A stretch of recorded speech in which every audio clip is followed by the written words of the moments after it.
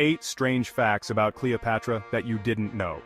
1500 years before the golden era of Queen Elizabeth I of England began, in 50 BC, Cleopatra was already showing the civilized world that a woman was capable of successfully ruling a nation.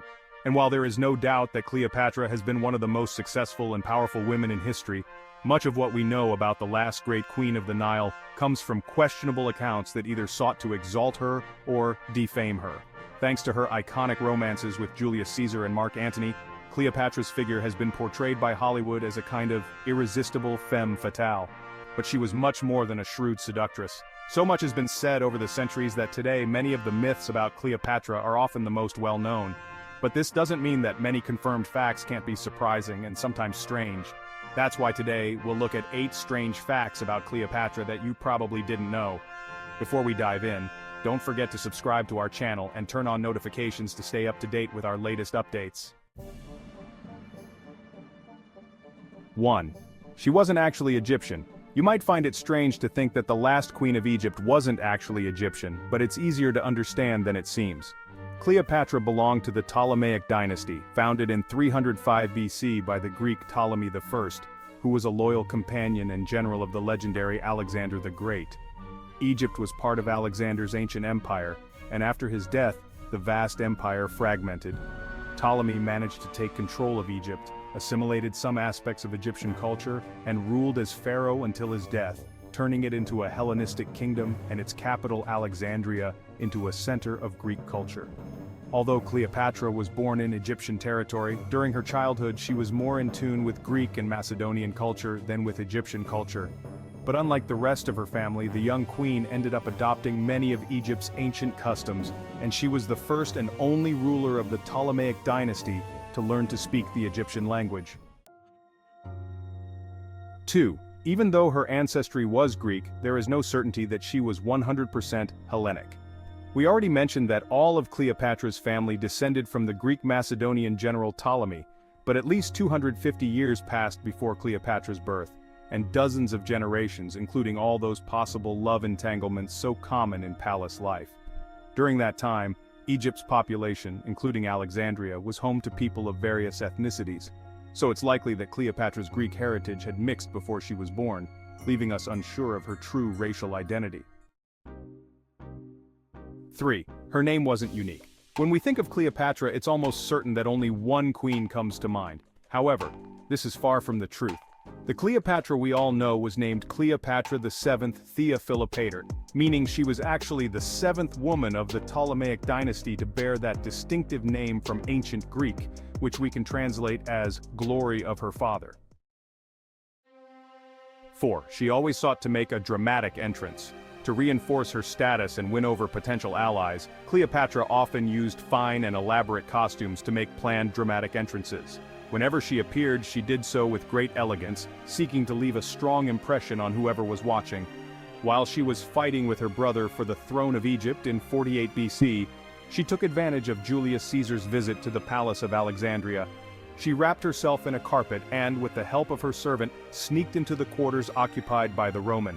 Julius Caesar was enchanted by the young queen's appearance. She captivated him so much that he became her political ally and later, her lover. 7 years later, the seductive empress would make a similar appearance before Mark Antony, when she asked to meet with him before he left for Tarsus. History tells us that Cleopatra arrived in a golden barge adorned with purple sails and silver oars.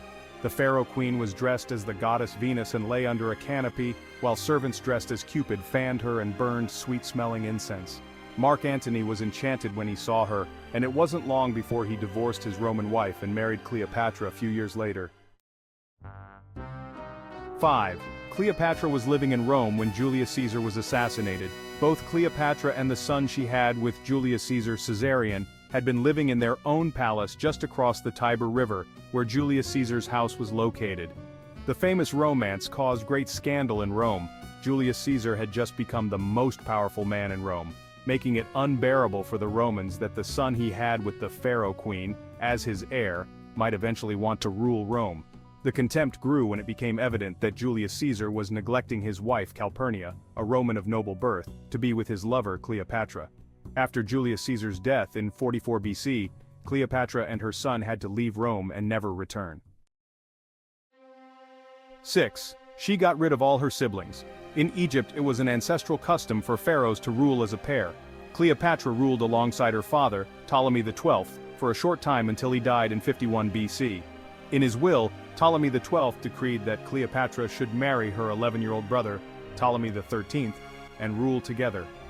However, a war between the two siblings broke out shortly thereafter. Cleopatra was dethroned and forced into exile in Syria. 3 years later, thanks to Julius Caesar's intervention, Cleopatra was reinstated as queen.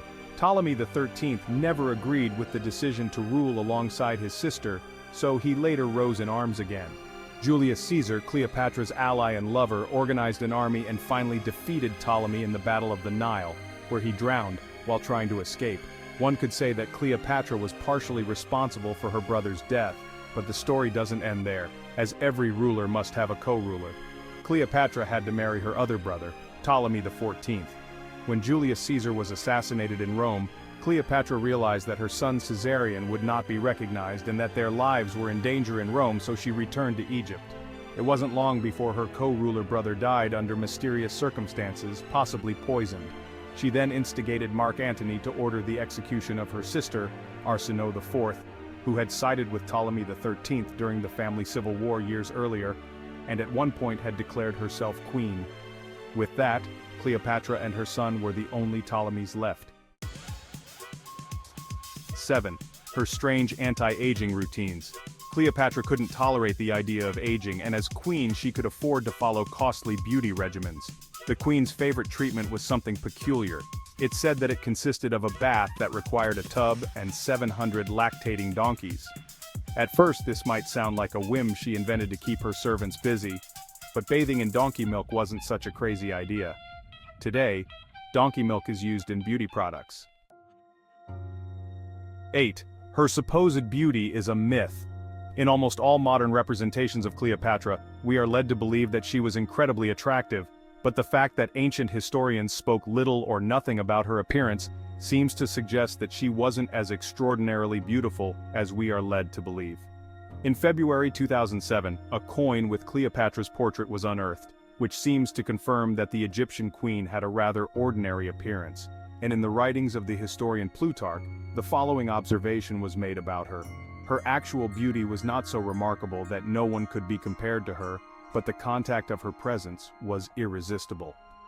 It seems that her intellect, wit, charm, and the sweetness in the tones of her voice were what truly made her irresistible.